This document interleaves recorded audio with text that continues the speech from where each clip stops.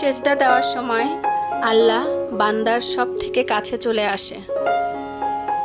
তবে তাহাজ্জুদের নামাজ পড়ে আমরা যদি আল্লাহ তাআলার কাছে যা চাই সেজদারত অবস্থায়, ইনশাআল্লাহ আল্লাহ খুব দ্রুতই সেটা কবুল করে ফেলে। তো যাদের যে সমস্যা আছে, মনে কষ্ট বা সাংসারিক কোনো অশান্তি থাকলে তারা অবশ্যই বেশি বেশি তাহাজ্জুদ আদায় করবে এবং আল্লাহ তাআলার কাছে সেজদারত অবস্থায় তার মনের কষ্টের কথা প্রকাশ করবে। দেখবে ইনশাআল্লাহ তার মনের সব সমস্যার সমাধান হয়ে যাবে। বিসমিল্লাহির রহমানির রহিম। আসসালামু আলাইকুম আমার প্রাণপ্রিয় আপুরা, সবাই কেমন আছো? আশা করি আল্লাহর অশেষ রহমতে আমার কাছেও দূরে যে যেখানে আছো সবাই ভালো আছো, সুস্থ আছো। আলহামদুলিল্লাহ আমিও আমার পরিবারের সবাইকে নিয়ে ভালো আছি। তো এই যে আজকে রান্না করব সিম্পল দুটো রান্না, আর ইলিশ মাছের পাতলা ঝোল রান্না করব। তো এখানে কিছু পেঁয়াজ কুচি, রসুন আর জিরা দেওয়া হয়নি, এখানে ধনে পাউডার আর হলুদ পাউডার আর স্বাদ মতো লবণ, তেল দিয়ে ভালোভাবে আমি মাখিয়ে নিয়ে পেঁয়াজটা একটু নরম হয়ে আসলে এখানে দিয়ে দিলাম ইলিশ মাছ।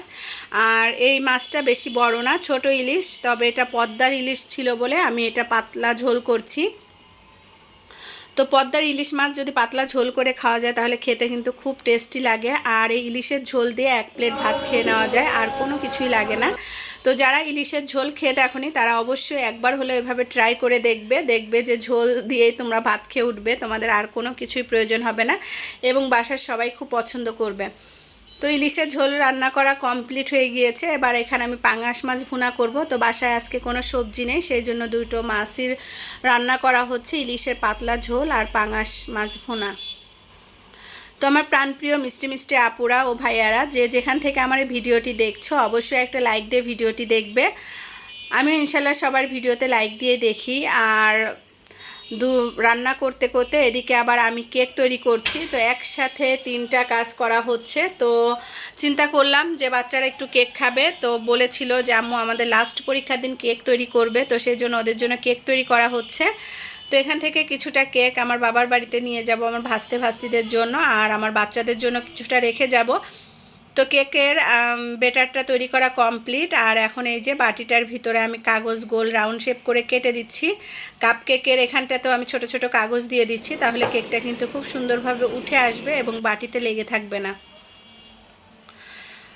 তো এই কাজটা করে আবার চলে আসলাম। পেঁয়াজটা আমার প্রায় ভাজা হয়ে এসেছে। এবার এখানে আমি মশলা দিয়ে দিব। তো আমি আলাদা করে মশলা পানি দিয়ে মিশিয়ে রেখেছিলাম, তো সেই মশলাটাই দিয়ে দিচ্ছি। আর এভাবে যদি মশলা কিছুক্ষণ আগে পানি দিয়ে ভিজিয়ে রাখা যায় তাহলে খেতে কিন্তু সম্পূর্ণ বাটা মশলার মতোই টেস্ট আসবে। তো যারা বাটা মশলা খেয়ে অভ্যস্ত, গুঁড়া মশলা খেতে পারো না, তারা কিন্তু এভাবে ট্রাই করে খেয়ে দেখতে পারো, তোমাদের কিন্তু সম্পূর্ণ বাটা মশলার মতোই খেয়ে দেখতে লাগবে সম্পূর্ণ। আর এদিকে আমার ভাতটাও রান্না করা হয়ে গিয়েছে। আর পাঙাশ মাছ ভুনা হলে আমি একটা চুলাতে আর ওভেনে দিয়ে দিব কেক।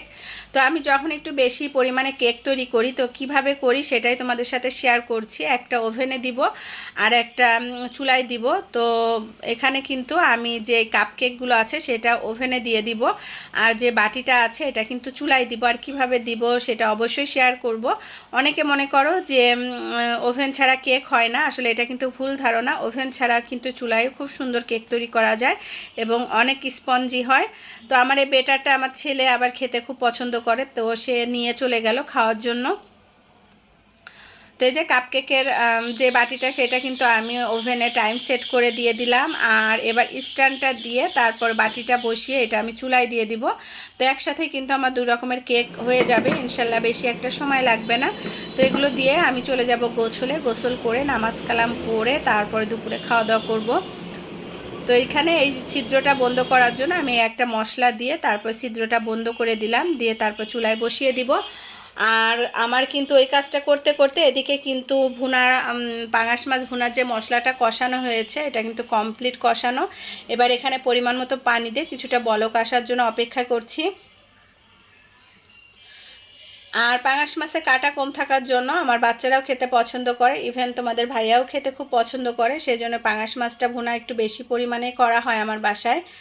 তো এখানে আমি এক এক করে পাঙাশ মাছগুলো দিয়ে দিচ্ছি, দিয়ে আরও কিছুক্ষণ জাল দিয়ে তারপরে ঝোলটা যখন শুকিয়ে আসবে তখন নামিয়ে নিব।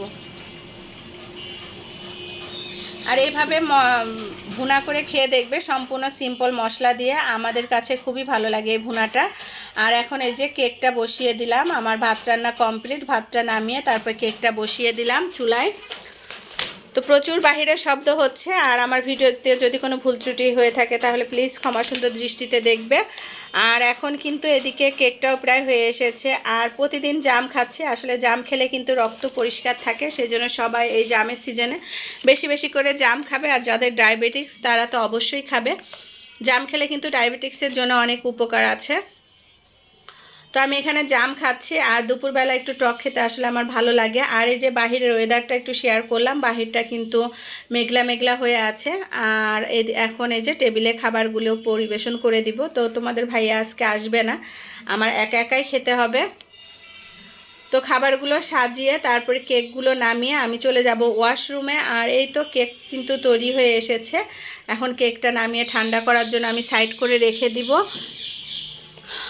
আর এই যে কেকগুলো আমি উঠিয়েও নিয়েছি, মাশাআল্লাহ অনেক স্পঞ্জি হয়েছে, আর খেতেও কিন্তু দারুণ ছিল। তো এগুলো উঠিয়ে গোছল করে নামাজ কালাম পড়ে তারপরে এই যে দুপুরে খাওয়া দাওয়া করে নিচ্ছি। আর এই যে বললাম না, শুধু যদি থাকে ইলিশ মাছের এই ঝোল তাহলে কিন্তু আর কোনো কিছুই প্রয়োজন হয় না। তো এখন আমি শুধু ইলিশ মাছের ঝোল দিয়ে ভাত খেয়ে নিচ্ছি। আর ঝোলটা কিন্তু খুব দারুণ ছিল, আগেকালের মা চাচিরা যেভাবে ঝোলটা রান্না করতো সেম সেই স্বাদটাই কিন্তু আমি পেয়েছি ইলিশ মাছের ঝোল থেকে, কেননা মাছটা ছিল অনেক স্বাদের। খাওয়া দাওয়া করে চলে গিয়েছি ছোটো মেয়েকে আনতে, আমি আর তোমাদের ভাইয়া। ছোটো মেয়েকে নিয়ে তারপরে তোমাদের ভাইয়া বলল চলো ফ্রিজটা টাকা দিয়ে ওকে করে রেখে আসি। তো আমরা এই ফ্রিজটা নিয়েছি, তো ওনাদেরকে টাকা দিয়ে তারপর বললাম যে ফ্রিজটা আমরা নিব। তো বলল যে ঠিক আছে, তাহলে আপনাদের কাগজপত্র সব রেডি করে দিয়ে। আমরা বললাম যে ঠিক আছে, কাগজপত্র সব রেডি করে দেন। তো এটা আমরা ঢাকা থেকে নিয়ে যাচ্ছি, কেননা মাগুরা শোরুম থেকে নিতে চেয়েছিলাম, তবে শোরুমে স্টকে ফ্রিজ নেই, সেজন্য ঢাকা থেকে আমাদের নিয়ে যাওয়া হচ্ছে। তো আমাদের যেহেতু নিজস্ব পিকআপ আছে, তো তোমাদের ভাইয়া বলছিল তাহলে পিকআপে করে আমরা নিয়ে যাই। তো সেজন্য পিকআপ গাড়ি দুটোই যাবে এবার আমাদের বাড়িতে, যেহেতু ফ্রিজ নিচ্ছি ঢাকা থেকে। তো আমরা যে রেড কালার ফ্রিজটা নিব সেইটা নেই, সেটা অবশ্যই আমরা ওনাদের স্টকে আছে। তো যখন নিয়ে দেশে যে অবশ্যই তোমাদের সাথে শেয়ার করব। তো একটু বড় দেখে ফ্রিজ নেওয়া হচ্ছে, যেহেতু আমার গ্রামের ফ্রিজটা একটু ছোট আর নর্মালটা অনেক ছোট, সেই জন্য তোমাদের ভাইয়া বলছে নিব তো বড়টাই নিব, ছোট ফ্রিজ আর নিব না, সেই জন্য বড়টাই নেওয়া হচ্ছে। আর এদিকে আমার ছোট মেয়ে সব কিছু একটু ঘুরে ঘুরে দেখছিল, ওয়াশিং মেশিন, ফ্রিজ সব কিছু ঘুরে ঘুরে দেখছিল। আর এই যে ফ্রিজগুলো ডিপ ফ্রিজ তো নেওয়াই হয়েছে, আর গ্রামে তো আমার ডিপ ফ্রিজও আছে, শুধু নর্মালটাই ছোট ছিল বলে নর্মাল ডিপ ফ্রিজটা নেওয়া হলো। আর এই ফ্রিজটার 4টা ডোর, তো 4 ডোরের ফ্রিজ দেখছে আমার মেয়ে। তো আমার যে ডাবল ডোরের ফ্রিজ সেম ওরকমই, কিন্তু এটা 4টা ডোর করা হয়েছে। তো সব কিছু ঘোরাঘুরি করে দেখে তারপর আমরা এখন আমি যেই ফ্রিজের কাগজ আছে ওইটাতে সিগনেচার করে তারপর আমি আমার মেয়েকে নিয়ে বের হয়ে পড়ব। মেয়ের একটু টুকটাক কেনাকাটা করা আছে, সে বলছিল যে আম্মু আমার পরীক্ষার শেষের দিনে তুমি একটু আমাকে কেনাকাটা করে দিবে। তো বললাম আচ্ছা ঠিক আছে। আর এখন এই যে কার্ডটা ঘষে দেখবে আমার মেয়ের ভাগ্যে কয় টাকা আছে। তো এটা ঘষার পরে দেখছিল 750 টাকা, পাশে যে আন্টি উনিও 750 টাকা পেয়েছে। তো যাই হোক, আজকে তো আমি আমার ভিডিওটি এখানেই শেষ করছি। সবাই ভালো থাকবেন, সুস্থ থাকবেন এবং সাবধানে থাকবেন, আমাদের জন্য দোয়া করবেন। আমিও আমার সকল ভাই ও আপুদের জন্য দোয়া করি। আল্লাহ হাফেজ, আসসালামু আলাইকুম।